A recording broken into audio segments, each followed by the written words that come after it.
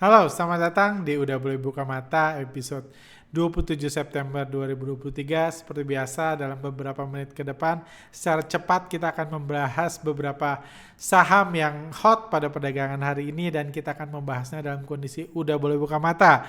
Jadi karena market sudah tutup, mata investor retail sudah dibuka, kita nggak usah tebak-tebakan lagi, naik kenapa, turun kenapa, nggak usah baca laporan keuangan lagi, kita bisa langsung baca analisa pergerakan bandar dari saham-saham tersebut hari ini. Oke, langsung saja saham pertama adalah saham BBCA. Saham ini harga sahamnya turun 0,8% hari ini. Dan asing jualan sebesar 315 miliar pada perdagangan hari ini. Ini grafik foreign flow BBCA. Di sini kita lihat ketika asing beli, lokal jualan, harga naik, asing jual, lokal beli, harga turun, asing beli, harga naik lagi. Di sini asing jualan besar-besaran. Kalau Anda lihat dari sini sampai sini itu total udah 2 triliun lebih dana lokal yang berhasil diserap dibawa pulang oleh investor asing dengan cara jualan saham BBCA. Seiring dengan asing jualan, sewajarnya harga BBCA terus bergerak turun di sini. Jadi so far bagi yang Anda yang berharap BBCA segera naik, kondisi BBCA saat ini sedang tidak baik bagi yang berharap BBCA naik. Tapi bagi investor asing tentunya ini kondisi yang sangat luar biasa baik karena artinya apa? Investor asing bisa jualan terus saham BBCA dan investor lokal terus menjalankan fungsinya sebagai ganjal yang baik untuk membeli saham BBCA sehingga asingnya bisa profit taking. Jadi lokal sedang menjadi tuan rumah yang baik dan investor asing sedang menikmati keramahan investor lokal tersebut seiring dengan terus jualannya investor asing. Dalam perdagangan hari ini juga asing jualan 315 miliar. Jadi so far aksi jual asing belum berhenti dan jadi saya sendiri belum bisa expect sampai BCA segera naik walaupun kita tahu satpamnya masih ramah. Seperti itu.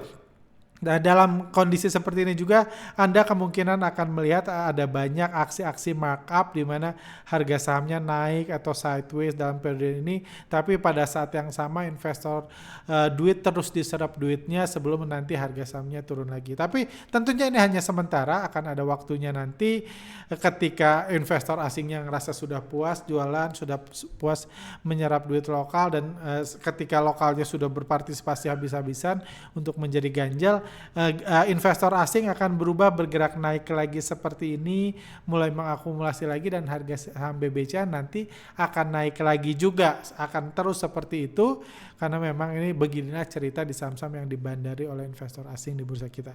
Jadi yang mau ngikutin asing sabar aja, tunggu aja dulu, belum ada tanda-tanda asing serius lagi akumulasi. Sementara investor lokal yang mau jadi tuan yang rumah yang baik, teruslah beli BBCA. Kita bisa milih masing-masing kita di yang mana.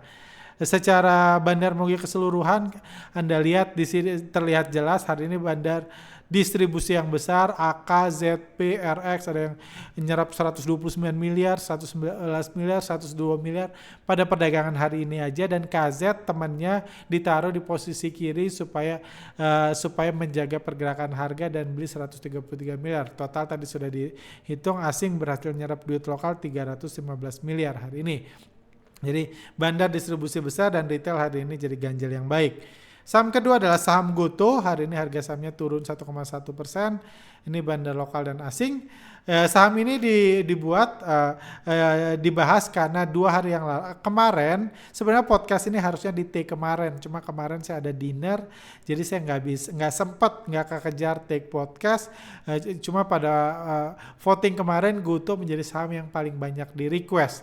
Jadi GoTo sendiri kalau Anda lihat dari 1 September sampai 26 September sepanjang bulan September, broker-broker retail banyak membeli, retail dalam kondisi panic buying dan kalau dilihat YU berhasil jualan 15 juta lot, ZP 15,2 juta lot, ini terlihat jelas bahwa investor asing bahwa bandar sedang jualan saham GoTo sepanjang bulan September. Seperti itu. Cuma sedikit pembelajaran saja di sini XL XL sering dianggap sebagai broker retail karena memang mayoritas di sini retail dan pahlawan bursa yang buka akun di sini. Cuma di sini terlihat pergerakan XL berbeda di GoTo. Kenapa demikian? Jadi kadang-kadang ada kasus khusus seperti ini di mana kalau Anda analisa pakai tools pun dijelaskan pertama tools akan mendeteksi bahwa XL ini broker retail yang dipakai bandar secara otomatis dideteksi. Dan kedua memang AI juga mendeteksi big player pemegang saham besar di GoTo bergerak menggunakan XL juga. Jadi big player bandarnya menggunakan XL. Siapa itu XL? Di sini ada catatannya yaitu GoTo People First Fund yang selalu menggunakan broker XL untuk mengguyur untuk menyerap duit investor retail yang lain. Berarti di sini dia jualan banyak, jadi itulah GoTo People First Fund. Jadi GoTo People First Fund ini setahu saya belum ada penjelasan resmi dari GoTo mereka ini siapa. Yang pasti mereka, karena perusahaannya dulu kan namanya Gojek dan Tokopedia. Mereka merger cuman buat IPO. Jadi kalau ada perusahaan namanya GoTo, berarti ada perusahaan yang bagian dari gabungan kedua perusahaan tersebut. Jadi menurut tebakan saya sih ini memang mereka menjual saham-saham para founder, para pegawai dan lain-lain yang mungkin udah nggak mau lagi atau mungkin sudah di PHK. Mereka milih duitnya aja karena buat apa juga saham GoTo kan? Tentunya mereka juga mikir panjang, ngapain juga? Jadi mereka jual. Kalau mereka jual berarti harus ada yang menjual saham GoTo dan harus ada yang menyerap duit retail. Untuk proses itu dibutuhkan broker dan broker yang menggunakan XL, dan supaya nggak pakai harus nama-nama driver di sini, semua disatukan di GoTo People First Fund. Itu tebakan saya. Itu bukan berita resmi dari GoTo karena GoTo sih nggak pernah mengklaim bahwa mereka semua sedang exit atau pegawai-pegawainya terus menjual sahamnya ke itu. Tentunya nggak baik juga kalau mereka seperti itu. Seperti itu. Pada perdagangan kemarin bandar distribusi, hari ini saya lupa ganti, hari ini pun seharusnya bandar distribusi GoTo. Seperti itu. Terus what's next buat GoTo? Ya sebenarnya sih simple aja. Kalau Anda lihat dalam jangka pendek, bandar masih terus jualan GoTo. Memang gambaran besarnya adalah ya memang kita tahu banyak orang yang pengen keluar dari GoTo. Orang itu ada yang bisa keluar dalam kondisi untung, salah satunya adalah mereka yang dapat bonus saham. Bonus saham harga 2, pegawai-pegawai, direksi atau apapun itu yang dapat bonus-bonus pada saat IPO, tentunya mereka bisa jualan GoTo. Misal ini satu kenangan lalu, ini tahun lalu ya, ini pas GoTo IPO, ini GoTo waktu itu harganya masih 386. Anda lihat di sini bapak-bapak di sini semua terlihat bahagia di foto ini karena pada hari itu GoTo naik 14%, semuanya happy. Setahu saya bapak-bapak ini sekarang satu pun tidak ada lagi yang kerja di GoTo. Ada yang mungkin pindah ke perusahaan lain atau yang lain sudah mungkin fokus ke urusan keluarga atau menikmati hidup ya. Masing-masing lah, semoga diberikan kebahagiaan buat semua. Oke, seperti itu sih. Oh ya, jadi itu gambaran besarnya memang para big player, para itu kemungkinan banyak yang pengen keluar. Pemegang saham GoTo, apalagi yang masih cuan pengen keluar. Kenapa mereka pengen keluar? Beberapa ketakutan utama GoTo sebenarnya adalah mereka itu takut GoTo keburu tutup. Kayak gitu, karena memang strategi mereka jadi bumerang karena dulu strateginya kan double IPO. Mereka tahu kalau IPO di Indonesia, orang Indonesia mungkin cukup lugu untuk menyerahkan duitnya buat IPO GoTo, tapi nggak punya cukup duit. Jadi IPO GoTo bahkan kalah dari Bukalapak yang kita nggak tahu itu apa aja, bisa lebih besar IPO Bukalapak daripada GoTo yang kita semua pengguna produknya.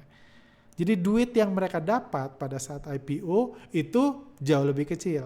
Belum lagi ada hal-hal yang butuh, ada kewajiban-kewajiban yang butuh itu dibutuhkan untuk misalnya untuk dari yang di kebutuhan-kebutuhan pasca IPO yang akan menghabiskan duit juga. Macam-macam lah kepentingannya, kita sama-sama tahu, nggak usah dibahas deh kepentingan buat bayar si ini, bayar PHK si ini dan lain-lain, itu pun banyak habis dana IPO. Sekarang mereka sedang dalam kondisi survival mode. mati-matian bertahan. Sebenarnya istilah profitability, mengejar profitabilitas itu cuma istilah kerennya. Sebenarnya sekarang mereka dalam kondisi survival mode. Harapan kita tentunya mereka akan bertahan. Tapi tentunya untuk bertahan butuh banyak devisi yang ditutup, butuh banyak proses bakar duit yang dihentikan, dan lain-lain. Itu proses bertahan. Mungkin dalam proses bertahan tersebut Gotoh akan kalah dengan pesaing-pesaingnya mungkin. Tapi tentunya itu bukan masalah bagi kita pemegang saham. Kalau mereka kalah di mana-mana pun, lama-lama kan ordernya semakin sedikit, penggunanya semakin sedikit, butuh karyawan semakin sedikit, gaji tentunya akan semakin sedikit juga. Kalau terus dirampingkan, lama-lama kan gak butuh makan lagi juga. Kalau itu yang terjadi, tentunya itu sangat kabar yang baik buat pemegang saham dalam jangka pendek atau jangka menengah. Karena kalau Gotoh survive, udah tenang, udah aman, karena bisa fokusnya udah langsung menaikkan harga saham. Seperti kita tahu ada cerita-cerita saham-saham terbaik di Indonesia beberapa tahun terakhir itu hampir semua saham bank rencana digital. Di mana banknya aja nggak ada pada saat itu, harga sahamnya bisa naik ribuan %. Kita harap Gotoh bisa bertransformasi menjadi perusahaan seperti itu ke depannya. Amin. Biar untung ya, kepentingan pribadi. Oke, itu menurut saya kondisi Gotoh. Jadi kita doakan mereka bisa survive. Tapi yang lebih penting dibanding itu harga sahamnya bisa digoreng gila-gilaan. Tentunya setelah para orang-orang yang pengen keluar duit sahamnya dijual baik ke retail atau ke bandar lain. Seperti itu. Selanjutnya adalah ACST dan Meta. Ini cerita koalisi bandar. Jadi di bulan 14 September lalu ada berita Adi, Meta, dan ACST buat perusahaan patungan garap proyek tol layang ini. Bagi kita yang mengamati dunia saham atau konstruksi tentunya punya ketakutan tersendiri dengar cerita garap-garap tol dan lain-lain, karena biasanya perusahaan kacau balau kalau udah sampai harus ngegarap tol, rugi besar, nggak dibayar dan lain-lain, macet dan lain-lain. Tentunya ini kabar buruk sebenarnya yang muncul 14 September lalu. Tapi ya tentunya kabar buruk itu buat perusahaan ya, buat sahamnya apalagi. Ini baru buat perusahaan tentunya belum kerasa. Buat itu mungkin jadi kabar buruk di masa yang akan datang nanti. Cuma sekarang kan belum ada efeknya. Karena jadi 14 September ini, tapi dalam kondisi kayak gini ada ada kejadian menarik yang perlu diperhatikan, yaitu adalah kerjasama dua konglomerat, Grup Salim dan Grup Astra, dan kerjasama itu didukung dengan kenaikan harga saham keduanya yang berbarengan. Anda lihat ACST dan Meta grafiknya hampir sama. Padahal ini dua perusahaan berbeda. Jadi memang di bursa kita salah satu kondisi yang sangat menarik diperhatikan adalah kalau ada dua konglomerat kerjasama. Karena beberapa satu tahun lalu kalau nggak salah, sempat ada dua konglomerat mau mengawinkan anaknya kayak gitu, dan sahamnya masing-masing digoreng. Keluarga mempelai pria dan mempelai wanita sama-sama ngegoreng sahamnya. Itu mungkin buat modal kawinan atau apa kita nggak tahu, tapi itu yang terjadi kayak gitu. Jadi ini kerjasama dua konglomerat ini menarik dilihat, dan kalau kita analisa pergerakan bandar di kedua itu Meta yang jadi, Meta ini jadi mayoritas dalam proyek ini. Ini dia pegang 85%. Jadi proyeknya harusnya dikuasai Meta, dan Meta sendiri dari tanggal 21 sampai 26 September sampai jatuh kemarin, kembali lagi ini podcastnya harusnya di take kemarin, kondisi ini bandarnya sedang akumulasi. Kepemilikan retail juga ya 10%, tapi cuma 8.000 orang yang punya ini. Jadi ini saham yang masih kondisi oke sih. Seperti itu. Kalau Anda lihat di Meta hari ini yang beli itu NI, YP, CC, KI, GR. Ada NI ini broker yang biasa kami anggap sebagai retail, tapi secara kesimpulan bandar hari ini akumulasi. Kenapa? Karena salah satunya di tools ini ditunjukkan bahwa NI adalah broker retail yang dipakai bandar. Seperti tadi di Gotoh, NI broker retail dipakai bandar, dan hari ini akumulasi, dan MG AZ jualan. Jadi overall bandarnya akumulasi di Meta. Jadi ini saham yang menarik. Kemarin ketika harga jatuh akumulasi, harga naik harganya akumulasi. Sementara ACST di periode yang sama 21 sampai 26 bandarnya distribusi seperti itu, jumlah retail lebih banyak di ACST. Dan kalau Anda lihat di sini Jadi menarik, harga naik tapi Bandar Distribusi hari ini naik lagi harga sahamnya. Jadi kalau Anda lihat di sini yang beli NI dan YP juga, YB, AI, CC jualan, XC jualan. Cuma kalau dari sini secara gambaran besar, kesimpulannya hari ini ACST itu tidak diakumulasi seperti Meta, tapi ACST ini hanya di markup. Jadi kalau dilihat di sini pemimpin proyeknya diakumulasi, so far cuma ACST harga sahamnya mirip di markup. Tapi kalau Anda lihat broker-broker yang jadi operatornya, kemungkinan keduanya di bandar yang sama. Tapi mungkin tujuan jangka menengahnya beda. Satu mungkin lanjut digoreng ke depan, satu ya cuma ikut euforia doang. Ketika euforianya habis ya dikarungin aja retail-retail yang sudah masuk ke dalamnya. Seperti itu sih. Jadi masih menarik kedua saham ini diperhatikan. Cuma kalau saya suruh milih, jelas saya akan pilih Meta. Ini ada jawab pertanyaan pilihan. Bang Arga pernah bilang kalau bandar nggak mesti pakai broker bandar lagi, bisa aja pakai broker lain untuk beli atau jual saham. Gimana taunya bandar pakai broker retail untuk akumulasi?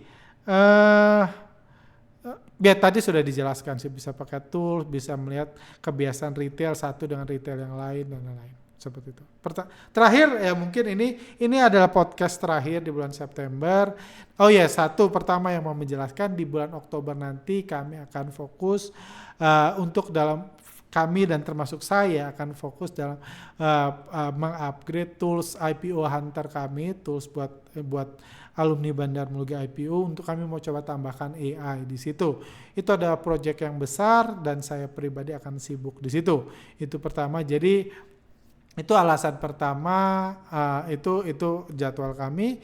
Kedua yang kenapa saya ingin jelaskan ini, karena di bulan Oktober nanti kami akan coba review lagi apakah podcast Udah Boleh Buka Mata ini akan kembali tayang di bulan Oktober atau enggak. Karena ya memang kami tahu podcast kayak gini banyak yang gak suka, banyak yang gak happy, bahas pergerakan bandar gitu kan gak etis kan sebenarnya. Kayak gitu. Cuma ya kita lihat aja. Cuma kalaupun kami memutuskan akan tetap berlanjut, ya mungkin berlanjut sih. Cuma yang pasti dengan alasan kesibukan upgrade ini aja, riset kami, karena kami masih harus riset buat mengupgrade tools-tools buat alumni versi 2023, tentunya akan jadi lebih jarang. Tapi saya thank you banget. Kalaupun nanti nggak ada podcast lagi, podcast Bicara Bandar tentunya masih akan berjalan, karena itu lebih harmless dibanding podcast Udah Boleh Buka Mata ini.